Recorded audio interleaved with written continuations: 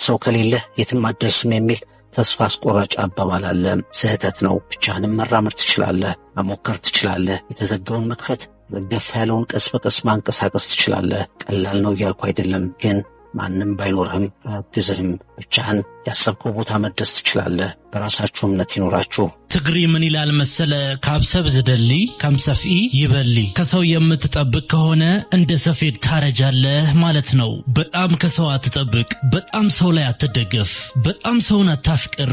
በጣምም በሰው ተስፋ አታድርግ። በጣም ተስፋ ያደረግከው ነገር በጣም ይጎዳሃል።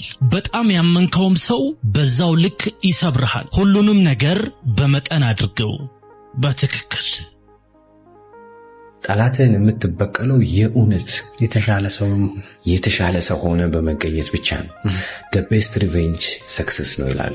yes መድኃኒት የሌለው የማይገኝለት የትም አዋቂ ጋር ብትሄድ ሰንባዲ በስኬት ከሆነ የተበቀልከው መድኃኒት የለውም ለዛ ነገር። ያንን ስል ማን ነው ብቸኛ ጠላቴ ካልከኝ ያው ድህነት ነው ለኔ።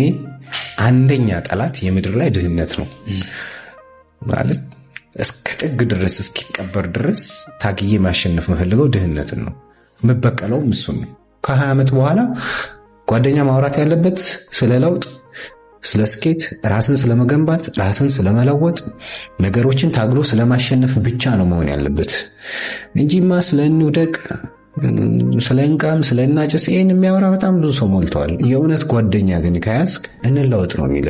አግብተህም ከሆነ ቤትህን አክብር ይልሃል። ስትስት መስመር ተው እንዴት አግብተህ አይደል እንዴ ብሎ ሪማይንደር ነው የሚሆነው። ኢቨን እሱ ሲንግል ነው። yes ሪል ጓደኛ እንደዛ ነው። አሁን እኮ አግብተሃልና በቃ እንዳትሰማትና አውጣ ነው የሚል። ምን አይነት ጓደኛ እንደሆነ አላውቅም። ማለት ይፍረስ ቤትህ ይፍረስ እያለ ነው እኮ። ፊት አትስጥ ለሴት ልጅ ይላል እንዴ። ፊት እንዳትሰጠው ለሱ። የምን ተስፋ መቁረጥ ነው? በጭራሽ ተስፋ የመቁረጥ ስሜት ውስጥ እንዳትገባ። ብዙ ጉዞዎች ይቀረዋል። ስለዚህ ገና ከጅምሩ አትስነፍ፣ ጠንከር በል። ይህ ስሜት ሲሰማ እነዚህን 2 ነገሮች አስታውስ።